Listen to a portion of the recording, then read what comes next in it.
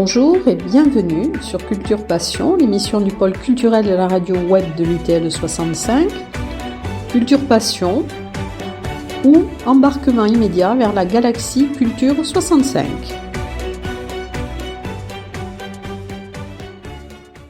Bonjour Françoise Gourvès, nous sommes aujourd'hui à Arras en Lavedan, petit village de 800 habitants. C'est un village qui est très tourné vers l'art. Nous sommes ici à l'Abbadiale, qui est un centre dédié à l'art. Pouvez-vous nous parler de ce lieu ? Oui, alors, bonjour tout le monde. L'Abbadiale, c'est une association qui gère un lieu qui s'appelle la Maison des Arts. La Maison des Arts, c'est l'ancien presbytère du village qui, après le départ du dernier curé, a été mis à la disposition d'artistes par la commune d'Arras-en-Lavedan. Donc nous étions au départ 5 ou 6, nous sommes aujourd'hui plus nombreux, et l'Abbadiale est dirigée par un collectif de 9 administrateurs qui sont à la fois des artistes et des habitants du village. Et à l'Abbadiale, il se passe plein de choses. Notre volonté, en fait, c'est d'amener l'art dans un village de montagne, d'une part, et d'autre part, de dynamiser le village, de faire en sorte que ce lieu soit aussi un lieu de convivialité pour les habitants du village. D'ailleurs, dans la Maison des Arts, il y a des salles d'exposition, des salles où nous organisons des stages de pratique artistique, et il y a aussi la médiathèque du village. Bon, vous nous dites qu'il y a des expositions. Oui. Bon, alors c'est des expositions de peinture, Alors, nous sommes très très éclectiques. En fait, l'idée, c'est de donner une visibilité aux artistes. Je dirais en gros de Bordeaux à Toulouse, bon ça peut aller plus loin, mais essentiellement des artistes du Grand Sud, Grand Sud-Ouest en majorité, et d'Occitanie évidemment. Et donc ces artistes, ils peuvent être artistes contemporains, artistes plasticiens, peintres, sculpteurs, céramistes, verriers, toutes les disciplines sont possiblement exposées à la Maison des Arts. Bon, mais comment choisissez-vous les exposants ? Alors, on a beaucoup de relations dans ce milieu, parce qu'en fait c'est un petit milieu. Et il y a évidemment toujours de nouveaux artistes qui démarrent. Mais nous avons un comité de sélection. Alors ce comité de sélection, il propose des artistes parce qu'on les a rencontrés sur d'autres salons, on a vu leur travail dans d'autres expos, ou alors ce sont des artistes qui nous demandent d'exposer ici. Le comité de sélection se réunit 2 fois par an, et quand je dis sélection, c'est plutôt un comité de programmation, de façon à organiser au mieux les différentes expositions qui se succèdent. On expose en général des expositions dans toutes les périodes de vacances scolaires et toutes les zones, parce que c'est comme on est aussi un lieu qui est touché par le tourisme, il y a beaucoup de vacanciers qui séjournent ici, et donc c'est important qu'au moment où il y a des vacanciers, on ait une visibilité et qu'on leur donne l'occasion de connaître et de rencontrer les artistes locaux. Voilà. Et c'est-à-dire, ça fait combien d'expositions par an ? Alors, il y a 2 salles d'exposition. Dans la première salle d'exposition, c'est une exposition permanente. C'est-à-dire que là, il y a une 12aine d'artistes dont les ateliers sont très proches d'Arras, ce qui permet aux gens d'aller rencontrer les artistes dans leurs ateliers. Et après, à chaque période de vacances scolaires, on organise une expo temporaire, donc ça fait en gros 6 expositions temporaires par an. Donc il y a, pouvez-vous nous citer les 2 ou 3 dernières expositions ? Oui, bien sûr. Donc cet été, au mois de juillet, nous avons eu une exposition de Lise Maidment, qui est une artiste textile. En fait, c'est une personne elle est anglaise, elle habite à côté de Bagnols-sur-Cèze, donc dans le Gard, c'est pas très près d'ici. Et elle a été, c'est une personne qui a fait les beaux-arts et qui parallèlement a fait des études de design textile. Et elle a un travail tout à fait original d'art textile, donc à base de peinture d'une part, puis de collage, puis de broderie sur des œuvres. J'ai vu cette exposition, c'était remarquable. Oui, c'est très étonnant. Oui. C'était, Ouais. je l'ai Ouais, parcouru je ne sais combien de fois parce Ouais, que ouais.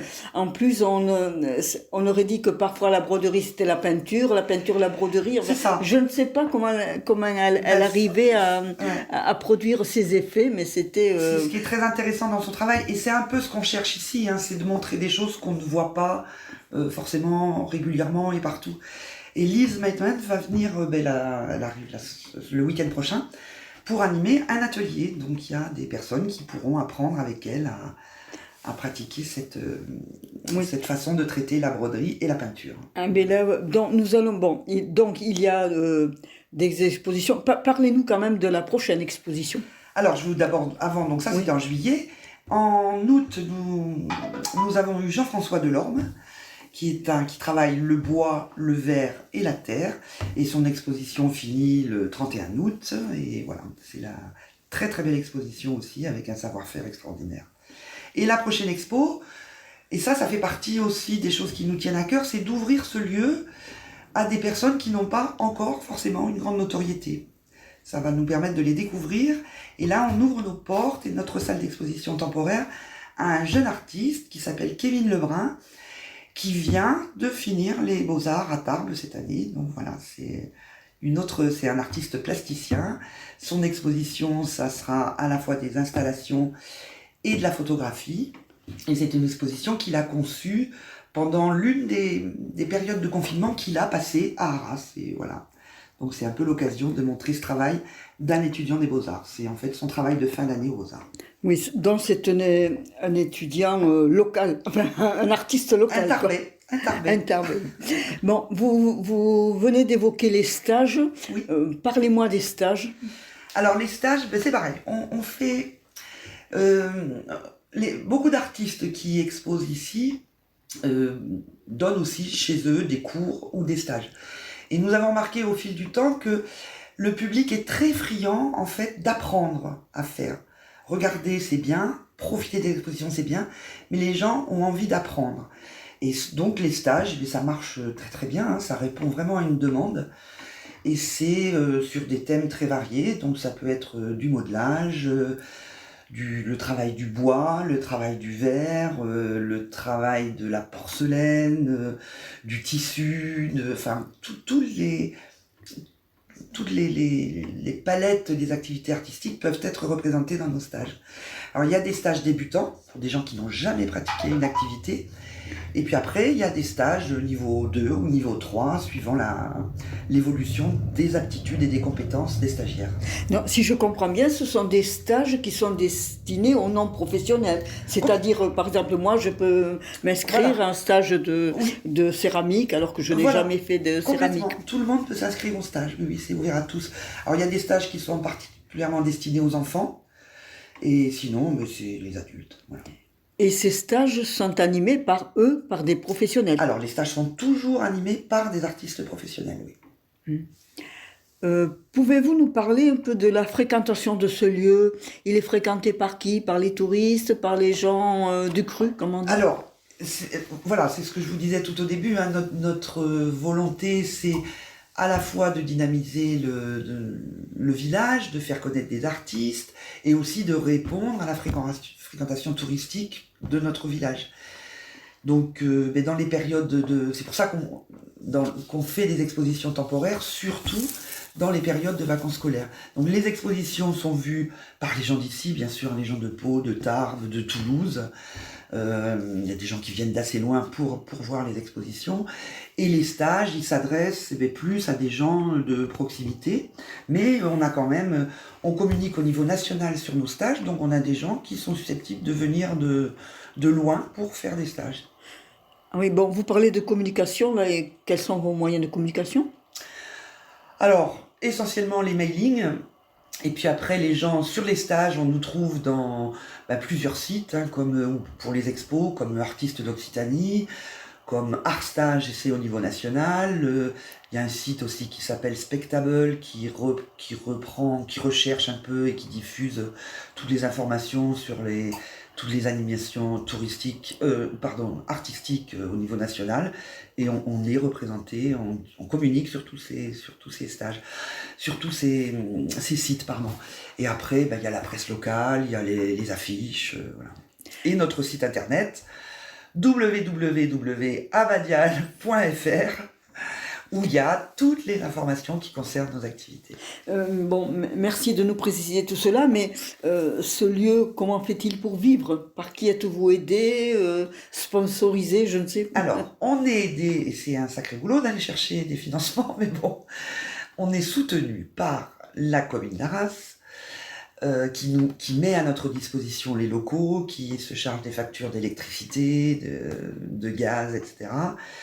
Et puis une aide matérielle aussi quand on a besoin de monter des chapiteaux ou des choses comme ça. On est soutenu par la communauté de communes d'Argelès et les villages environnants. On est soutenu un petit peu aussi par le département, et on est soutenu par un fonds national, un fonds d'État, qui s'appelle le FDVA, c'est un fonds de soutien aux associations, en fait. Voilà.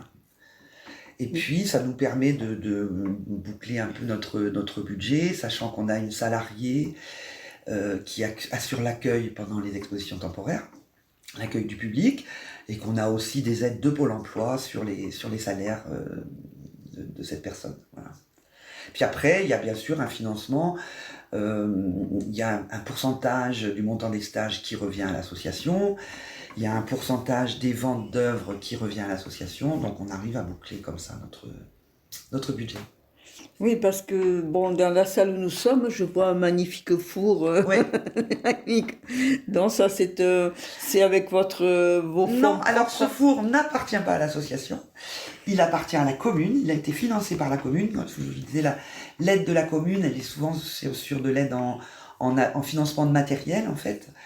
Et parce que l'idée, c'est de faire aussi des cours de céramique avec les enfants de la vallée, voire de plus loin s'ils veulent bien venir jusqu'ici, mais de faire des cours réguliers, toutes les semaines pour les enfants.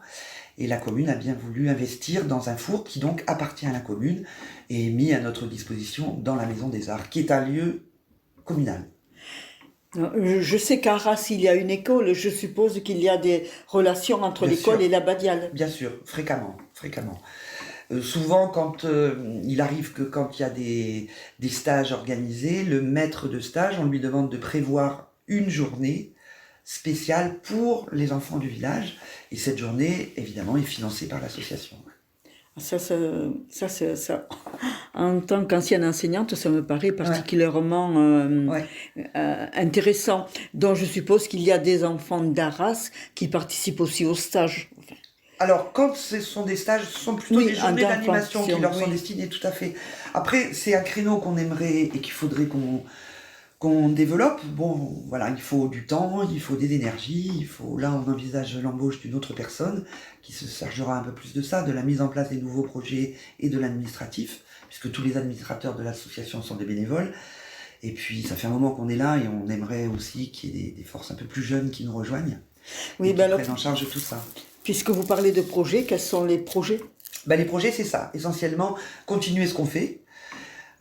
Et puis, c'est-à-dire les expositions et les stages. Et puis, essayer de développer, on aimerait développer en direction des scolaires, en direction des enfants, en direction des personnes âgées, des interventions dans des EHPAD, par exemple. Enfin, voilà. Il y a beaucoup de projets, mais après, il faut des énergies. Voilà, c'est ça. Vous paraissez en avoir, Françoise. Merci. Mais il y a quelques années, j'avais assisté à une soirée particulièrement intéressante. C'était le thème en été, les sculptures éphémères. Ça se passait pendant la nuit. Il y avait Claude Bregeil et d'autres. Voilà.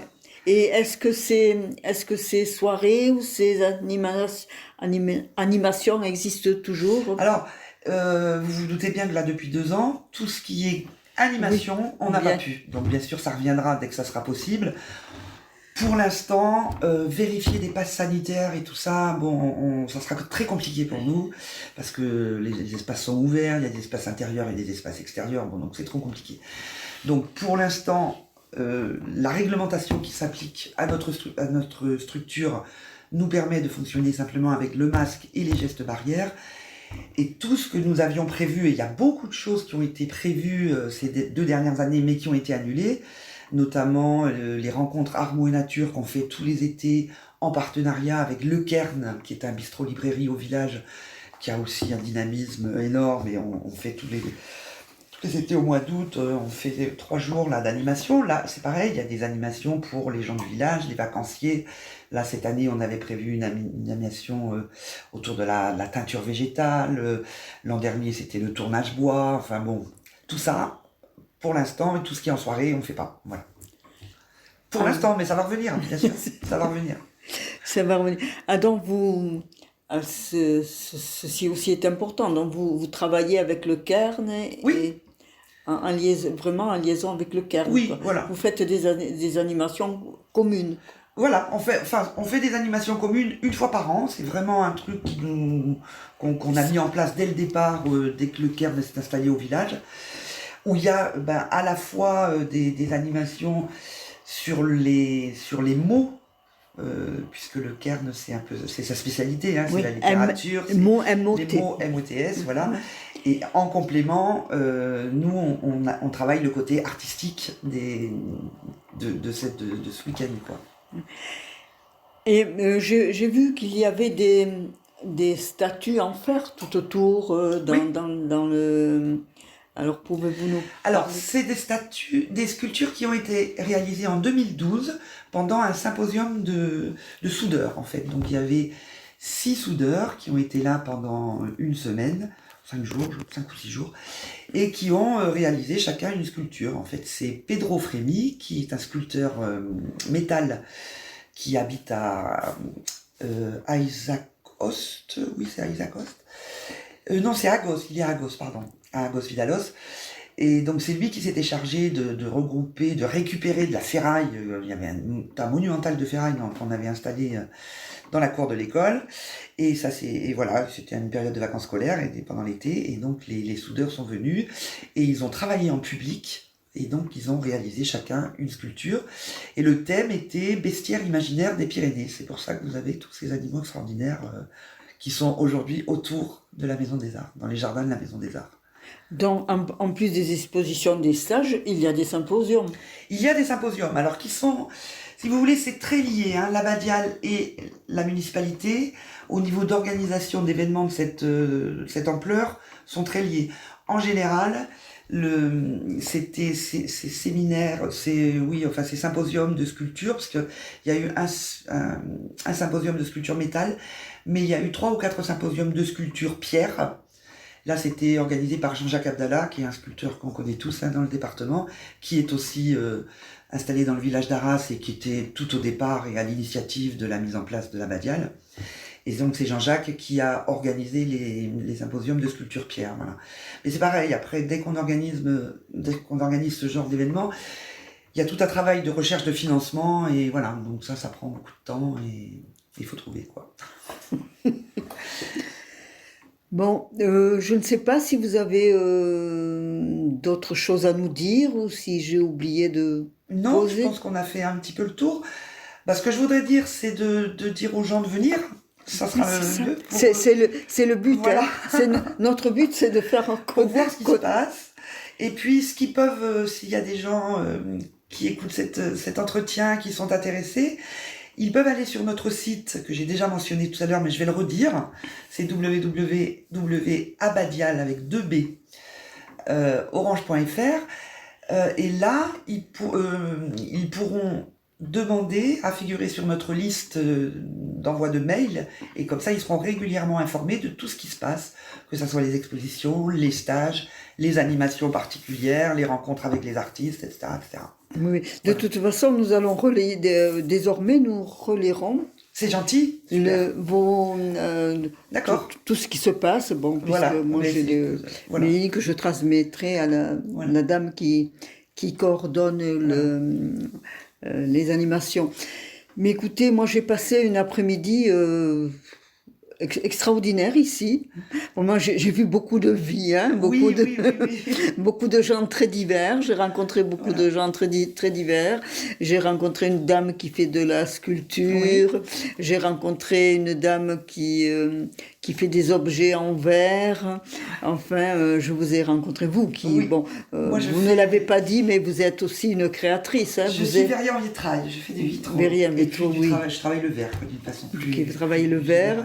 Il y avait le dernier jour d'une exposition de Jean-François Delorme. Oui. Alors ici, ce qui m'a surpris, c'est que c'est tout simple. J'arrive, on m'offre le café, le machin. Voilà.